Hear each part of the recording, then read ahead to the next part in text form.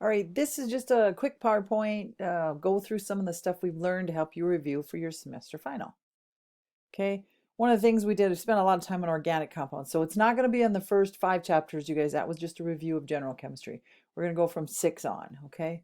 So if I'm doing this one, remember I got to go longest chain. 1, 2, 3, 4, 5, 6, 7, 8, 9, 10.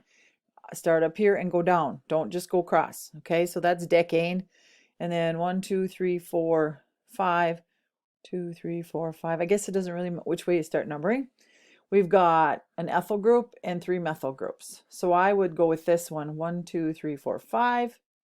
Okay, so there's ethyl would come first, 5 ethyl, and then we'd have 5, 6, 6, because both of them on there, triethyl, or trimethyl, excuse me, decane. Okay, 5 ethyl, there's ethyl. 5, 6, 6, because they're both in the same one, trimethyldecaine. Okay, again, make sure you go the longest chain. Okay, here's another one. Where's my longest chain? 1, 2, let's see. I got to include all this part because they have stuff going on them. So 1, 2, 3, 4, 5, 6, 7, 8. 1, 2, 3, 4, 5, 6, 7. 1, 2, 3, 4, 5, 6, 7, 8. Okay, so I could start up here, start up here. If I go this way, 1, 2, 3, 4, 5, 6, 7. Yeah, I need to start 1, 2, 3, 4, 5, 6, 7, 8 is my longest chain. Okay, then all of these are substitute groups. So we got a propyl group, we've got a couple ethyl groups, and a methyl group.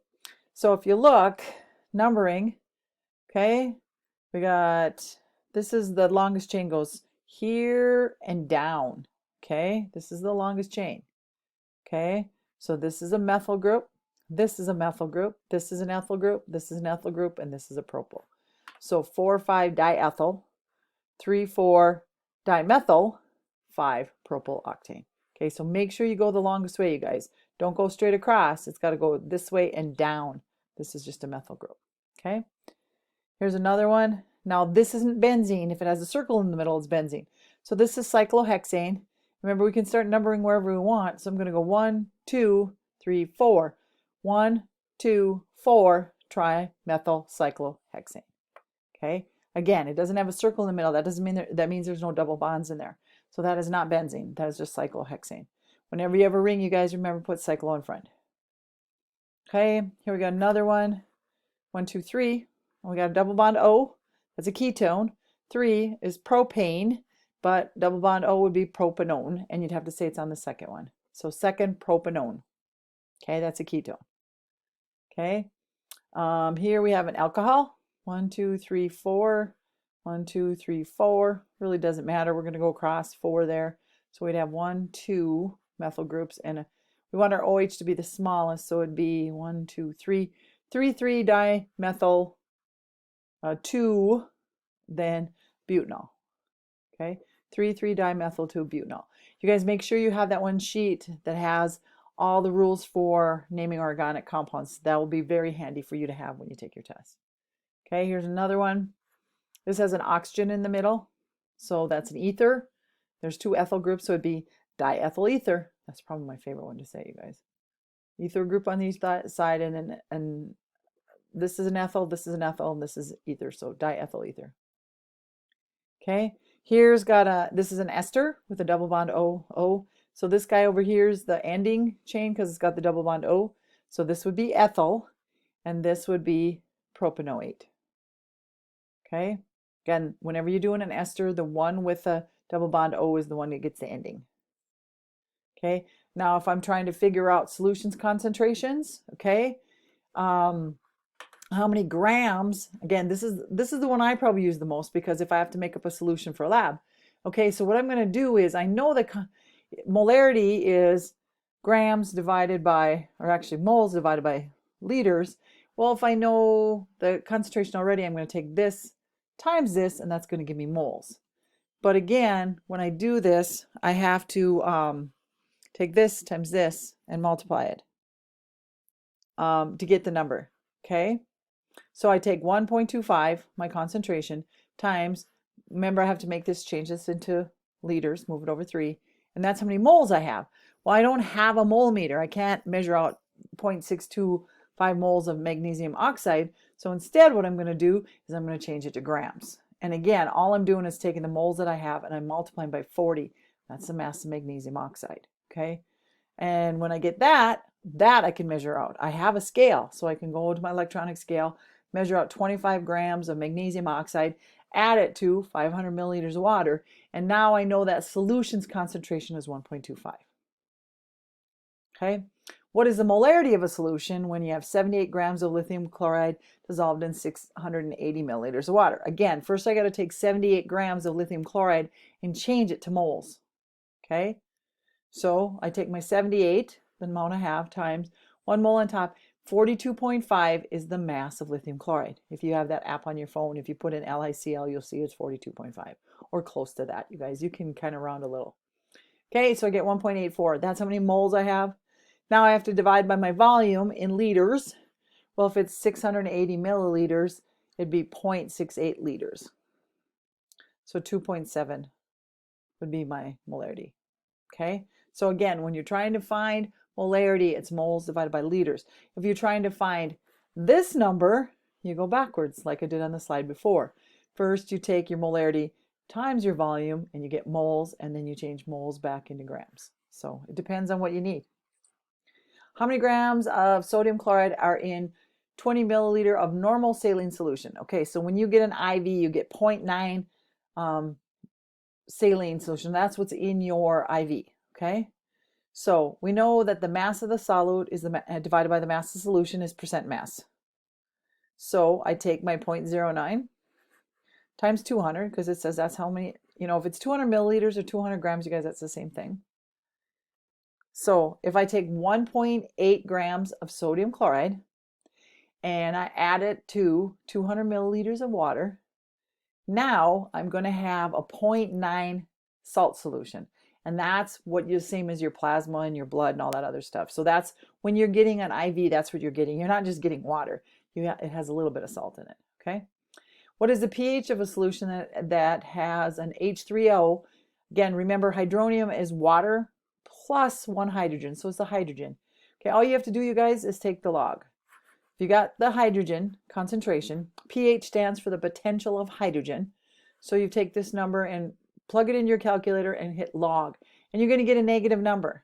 But notice this says negative log of, so just drop the negative. So the pH of that solution is 5.6. Once I switch it to that, then I can tell you it's an acid, because I know below 7 is an acid, above 7 is a base. Okay, what is the OH when the H3O? So if I know the hydrogen content, what's the hydroxide? Well, these two, their concentrations together always equal 1 times 10 to the negative 14th. So if I know 1, all I have to do is divide. So I take what I know they equal, the one I know, and I'll get the one I don't know. Now, one trick, you guys, if it's 1 divided by 6.8, that's not 6.8. Okay, 1 divided by. It's actually 0.147, and then you subtract 14 minus 11. That would be 3, but I'm put it in proper scientific notation, so I moved it over 1 and made this one. So that's your answer. This is what the OH is. Okay. Okay. What is the OH of a solution with a pH of 11.2? Well, if you know what the OH is, okay, if you look here, the H3O is the antilog, or I put second log. That's how you do it on your calculator. Okay. So if I have a pH of 11.2, I can take 11.2 second log of that, and I'll get my H3O, which is 6.3 times 10 to the negative 12th. But I want to know my OH, so use your 1 times 10 to the 14th. The other thing you can do is you can go 14 minus 11.2 and then take the second log of that. Either way, you're going to get exactly the same number. It doesn't matter.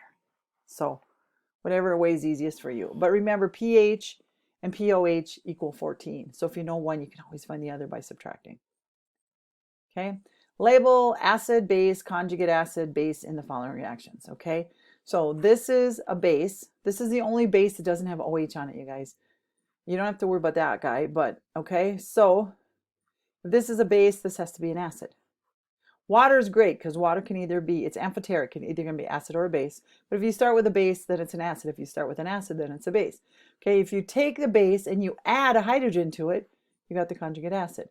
If you take the acid and take away a hydrogen, you have the conjugate base. Okay, so the acid, you take away a hydrogen, the base, you add a hydrogen. Okay, so in this one, this is an acid. How do I know it's an acid? Hydrogen's listed first. So this would be its conjugate base. Take away. And this one, then if this is my acid, then this is a base. Now I'm going to add that to it so you can see. Acid base, then I get conjugate base because again, take this and take away a hydrogen.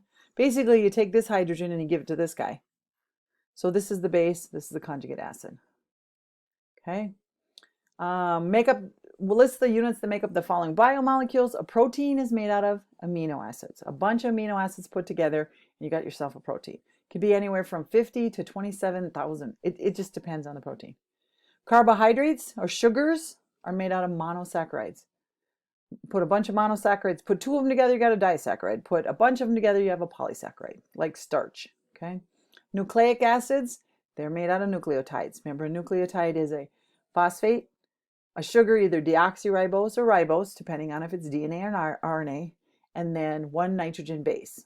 Adenine, thymine, cytosine, guanine, and then if you're talking about RNA, it's uracil. And lipids are made out of fatty acids. Okay, so there's all your biomolecules, and that's what they're made out of. And I guarantee you will need to know that for your semester final. That's a hint, okay? All right, what is the function of carbohydrates? They are the main source of our energy. Okay, they're our quick energy. We break everything down that we get, and we try to break it down into glucose. And then glucose goes into our mitochondria, gives us ATP, and that's the energy we use to do like everything. Okay, so they're a quick source of energy. We burn them first. That's why people, when they go on low carb diets, they burn fat because there is no carbohydrates. They don't eat much carbohydrates in those diets. Okay, they store energy for us. Glycogen in us, in our muscles, and our liver. If you're a plant, you store it as starch. But those are just a bunch of glucose molecules stuck together. Okay? What's the function of fats? Fats are a long-term energy source. Okay? Fats get a lot more, we get a lot more energy when we burn a fat. But again, think of a fire. When you start a fire, you know, you always have to have the smaller wood. You get the fire going with the little paper, and you throw the little pieces of wood. And then once they get a rolling, then you can throw the big log on. You can't start the big log right away. Well, that's the same thing. The little kindling, the little wood, those are carbohydrates. They're easy to get rolling. But you can't burn the big logs, the fats, until you really got that source up. So like if you're exercising, right away you burn your glucose, your carbohydrates off, and you have to keep going, really rolling before you get to the fats. Okay? They make up our cell membranes, our phospholipid membrane, a double phospholipid membrane. It's really important for our cells. And they insulate our body and our nerves. Some of us have way more insulation than we need, if you know what I mean, but just speaking by myself, but you know, but we need some fat in our body. Okay. Proteins. We have more proteins than any other of the biomolecules. They by far, they're the largest number. They control reactions like enzymes. They catalyze, they make sure enzymes happen. Okay. They also help us to fight disease. Okay. If you've gotten a COVID vaccine, you got some messenger RNA that's going to make a protein that's going to be an antibody to help you fight off the disease. For our structure, our muscles, our organs, our skin, all those things, they're all made out of proteins. And there's more forms of protein than any other biomolecule. I guess I already said that. Just the enzymes alone. We have over 1 million different kinds of proteins in our body. Okay. Nucleic acids, the last biomolecule, they store and transmit hereditary information. Their job is to build proteins. They are the DNA is the blueprint to build us. They build the proteins. Okay. Here's some things to remember. If you make a copy of DNA, it's called replication. If you make a copy of DNA, when messenger RNA makes a copy of DNA, that's called transcription. And when you make a protein, it's called translation. So replication is making copies of DNA. Transcription is the messenger RNA copying the DNA. And making a protein is translation. Okay, what holds amino acids together in a protein? A peptide bond. Okay, so the amino acids come together and a peptide bond is formed between them. And that's it. And I'm going to run out of time, so I did that just right. So I'll also have it in this, the paper form so you can run it off. But that's just to help you study for your semester final.